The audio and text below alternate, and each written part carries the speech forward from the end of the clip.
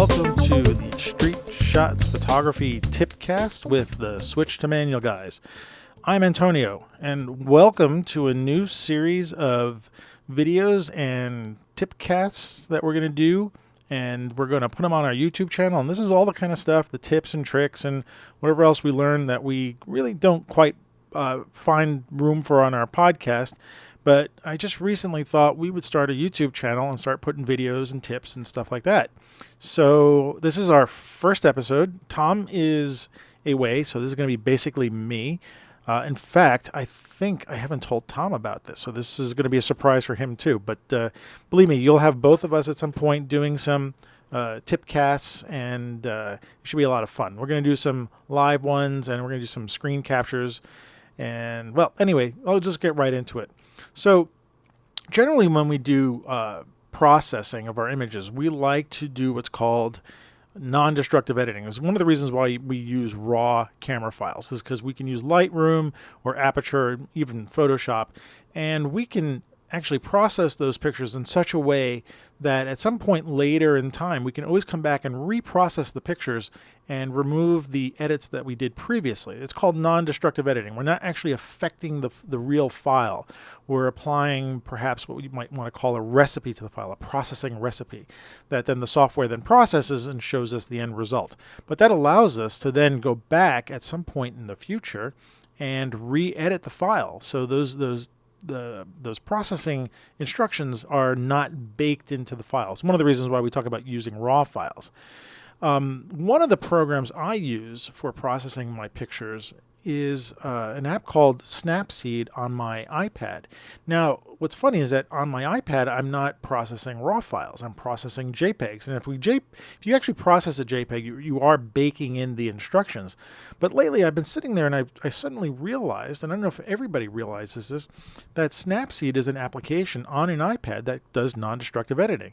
Now, I know it's available on iPad and an iPhone. I'm pretty sure, because it's Google, it's available on Android. I don't know if it has the exact same features.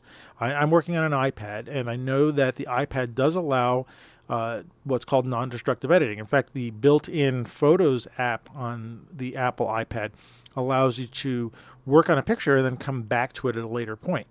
But I didn't realize that Snapseed did this. So I want to show you this little feature just so you can get into Snapseed, and it's a great program. I actually think it's one of the best processing programs on the tablet devices. It's a very gentle program for processing. It doesn't really overdo things, and it allows you to do a lot of stuff. And because you're using your finger, it really feels like you're processing a picture. So I highly recommend it. It's free from Google.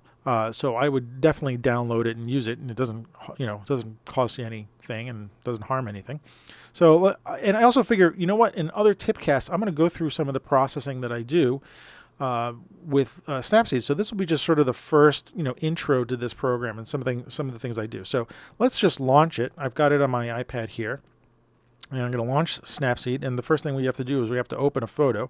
So I'm going to just go to, let's see, I've got this picture of a, sort of a foresty scene, okay? So I'm going to just use that. I'm going to do some quick rudimentary processing so you can see what I'm talking about. I don't want to make this a very long tipcast. I mean, I don't want to bore you people with this. And plus, we'll get into this a little bit later. So I'm just going to do a quick few things here just to show you. This may not be the exact processing I always do, but I'm maybe going to convert it to black and white.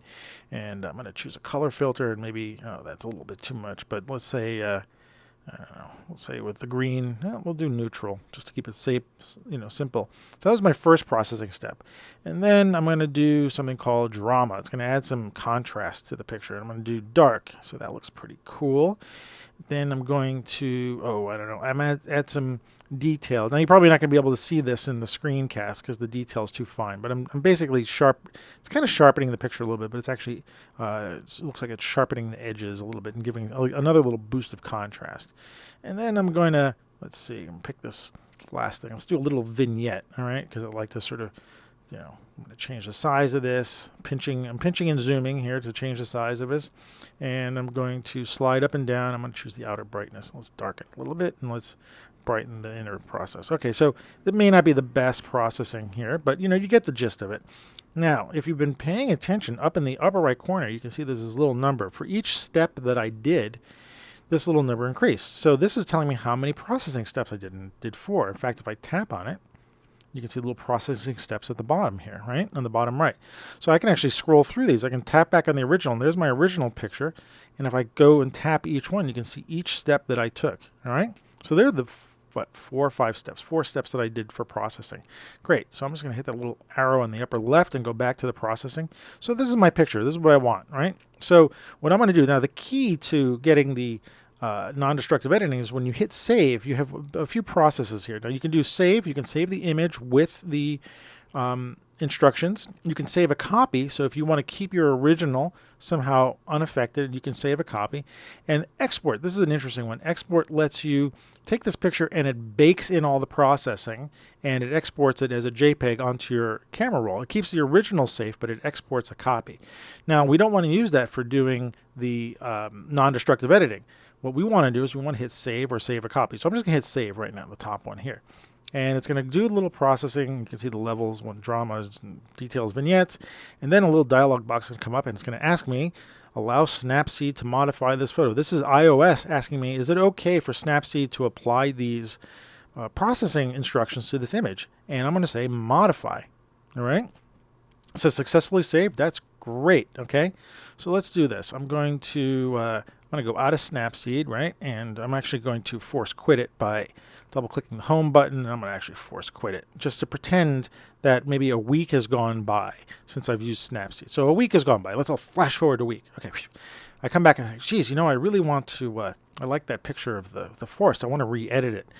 And if I go back to SnapSeed, right, and I hit open photo, and let's go back to open from device and hit camera roll. Look, there's our picture at the end here. And if I click and say, yes, let's use this picture and load it up, what's going to happen? Look, up in the upper right, there's that little number 4. If I tap on that, there are all the instructions. I can go back and say, well, you know what? A week ago, I liked the vignette, but today I don't like the vignette. So I might just get rid of the vignette. I like it like this. I'm going to go back. And now I've got this image. It is now non-destructively edited on my iPad, and it's not even a raw file. If I hit save, I'll resave it without that vignette. So let's hit save and save again. And then we get the processing. You'll see no vignettes come up. And then the little dialog box will come say, would you like us to modify the picture? I'll say modify the picture. And guess what? It is now saved on my camera roll. And you know what?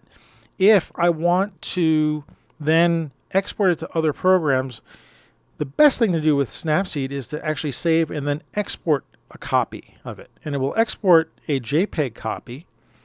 That's because some programs have a hard time reading the metadata that iOS creates when it processes a picture. So sometimes it's best to, if you need to export it to another device or you're using maybe perhaps Dropbox to back up, Dropbox does not read the metadata. So if you do want to save a copy of this, perhaps it's best to hit save as a JPEG and export it as a JPEG. But again, this does allow you to then come back and re-edit the picture. SnapSeed is a non-destructive editor on iOS. So that's my first tip. You know what? Later on, I will probably make some more tipcasts about Snapseed. It's a great program, like I said before. It is an app that is very gentle processing. It's kind of like Photoshop. It's probably better than Photoshop actually on the iOS device, and that's my opinion. Not necessarily a fact. I just use Snapseed exclusively. I might use Photoshop for doing some other things. There's some things that Snapseed doesn't do, and so I'll actually bring the picture into other programs to tweak it. But I always start with Snapseed. So that's it. That's our end of our first tipcast. I know it ran a little bit long. Hopefully you can tolerate my voice for this long. But we want to just share these tips and tricks and whatever else we can. Anything we can scoop up that doesn't fit in our podcast, we want to put on our YouTube channel. So if you like this, subscribe down there at the bottom. Then you'll hit the subscribe button. And every time we come with a new tipcast, you'll get an indication that we've got a new one. And hopefully you'll be learning some really cool stuff through the Switch to Manual guys through our tipcast. So that's it, and I'm going to bid farewell and hope to see you guys next time. And if Tom was here, he'd say adios. So take care.